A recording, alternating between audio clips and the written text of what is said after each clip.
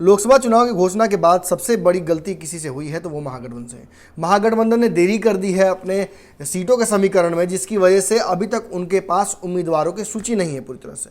हालांकि एक एक करके चरण वाइज उम्मीदवारों की सूची जारी की जा रही है। प्रथम चरण के उम्मीदवारों की सूची जारी कर दी गई है बहुत पहले ही, मगर आज कांग्रेस और आरजेडी ने मिलकर अपने 5 उम्मीदवारों की घोषणा की है। 2 उम्मीदवार आरजेडी ने सुबह में घोषणा कर दी, जिनके बारे में हमने आपको बता दिया है। अब हम आपको बताने जा रहे हैं कि कांग्रेस ने 3 उम्मीदवारों की घोषणा की है। इनमें 3 में तीनों उम्मीदवार ऐसे हैं जो न्यूज़ बिहार ने आपको पहले बताया था। हम बात कर रहे हैं पूर्णिया, कटिहार और किशनगंज की।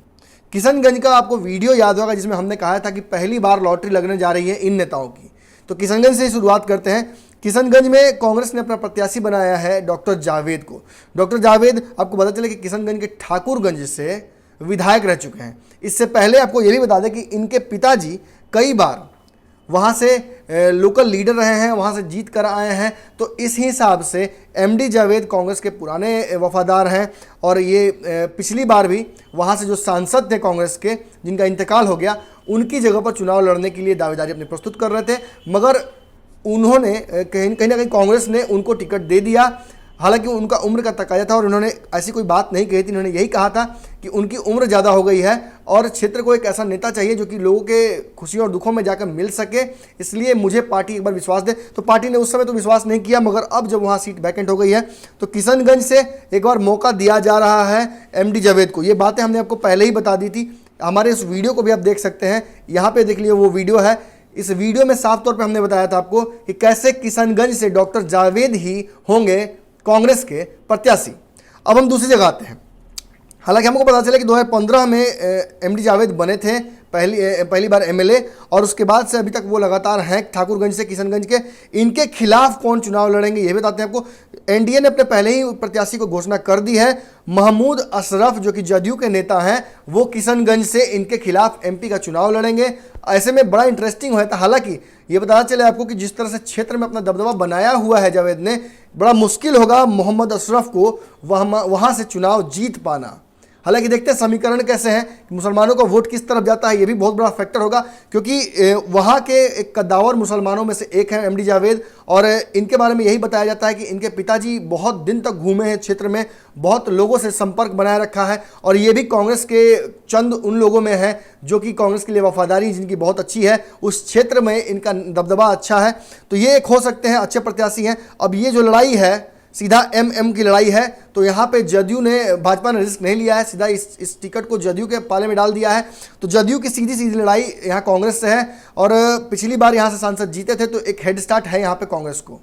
अब दूसरी बात करते हैं, कटिहार की बात कहते हैं। कटिहार के बारे में हमने आपको बताया था कि तारिक अनवर कांग्रेस पार्टी में आए ही इसलिए हैं क्योंकि वो यहाँ से चुनाव लड़ेंगे। तारिक अनवर 30 साल से लगातार मेंबर ऑफ पार्लियामेंट हैं। 3 बार वो एमपी रहे हैं और 2 बार राज्यसभा के थ्रू गए हैं। इनको बताते चले इनके बारे में कि 1999 में प्रेसिडेंशियल डिबेट को लेकर, कांग्रेस पार्टी के नेतृत्व के डिबेट को लेकर इन्होंने पार्टी छोड़ दी थी। शरद पवार ने भी पार्टी छोड़ दी। तब इन लोगों ने मिलकर बनाया था एनसीपी, जिसके तहत चुनाव लड़े थे ये।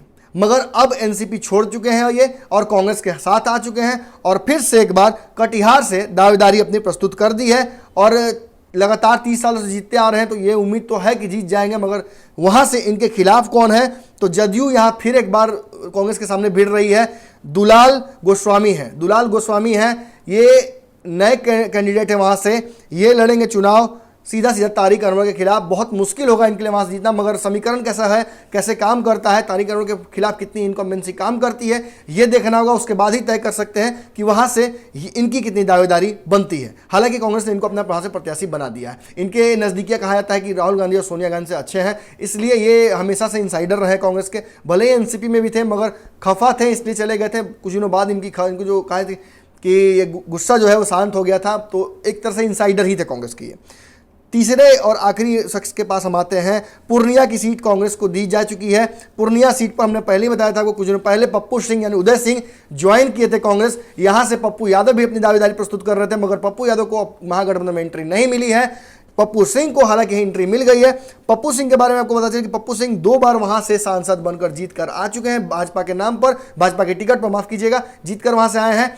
और ऐसे में इनकी दावेदारी बड़ी मजबूत हो जाती है, क्योंकि इनके बारे में कहा जाता है कि इनकी माता जी जो थी माधुरी सिन्हा, माफ कीजिएगा माधुरी जी, ये भी वहां से 2 बार चुनाव जीतकर आई थी सांसद का। तो ऐसे में इस क्षेत्र में इनका दबदबा रहा है, पुराना पकड़ रहा है, और कांग्रेस ने इसीलिए इनको अपने पाले में किया है। हालांकि इनका कहना था, जो ज्वाइन करने गए थे जब कांग्रेस, तो उन्होंने साफ तौर पे कहा था कि मोदी जी की कार्यशैली से मैं संतुष्ट नहीं हूं, जिस तरह से पुराने लीडरों को पार्टी से बाहर किया जा रहा है, कहीं ना कहीं हम खफा हैं और इस वजह से हम पार्टी छोड़ रहे हैं। तो ये 3 दावेदार हैं। इनके खिलाफ कौन होंगे दावेदार, तो बता दें आपको, जदयू ने फिर एक बार कांग्रेस के खिलाफ दावेदारी प्रस्तुत की है। इन तीनों सीट पर कांग्रेस वर्सेस जदयू है, और जदयू की तरफ से संतोष कुशवाहा होंगे यहाँ से कैंडिडेट। और संतोष कुशवाहा के बारे में पता चला कि संतोष कुशवाहा ने भी बहुत दमदार वहां से प्रस्तुति अपनी की है, लगातार वहां से जीतते आए हैं। ऐसे में एक बार बड़ा इंटरेस्टिंग हो जाएगा कि कैसे पूर्णिया में पप्पू और संतोष कुशवाहा के बीच में जो लड़ाई होगी, इसमें कौन जीत कर, समीकरण कहा जाए तो अभी तक कांग्रेस के हाथ में है, कांग्रेस की तरफ है,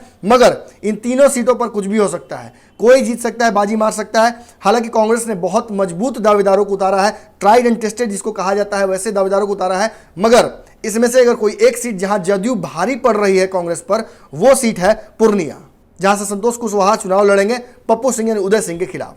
पप्पू सिंह के बारे में आपको हमने बताया कि 2 बार वहां से सांसद रह चुके हैं। ऐसे में उनकी जमीनी पकड़ तो होनी चाहिए, मगर पार्टी छोड़कर जा रहे हैं दूसरी पार्टी में, तो ऐसे में जनता कितना सपोर्ट करती है ये देखना होगा। तो ये तीनों लिस्ट हैं जो आज कांग्रेस ने अनाउंस कर दिया है। इसके अलावा कल बहुत बड़ी घटना हो सकती है, एक बिहार के एक बड़े भाजपा के नेता कांग्रेस में जा सकते हैं। इन सभी खबरों के लिए बने रहिए न्यूज़ बिहार पर, आपको पल पल की अपडेट्स दी जाएंगी।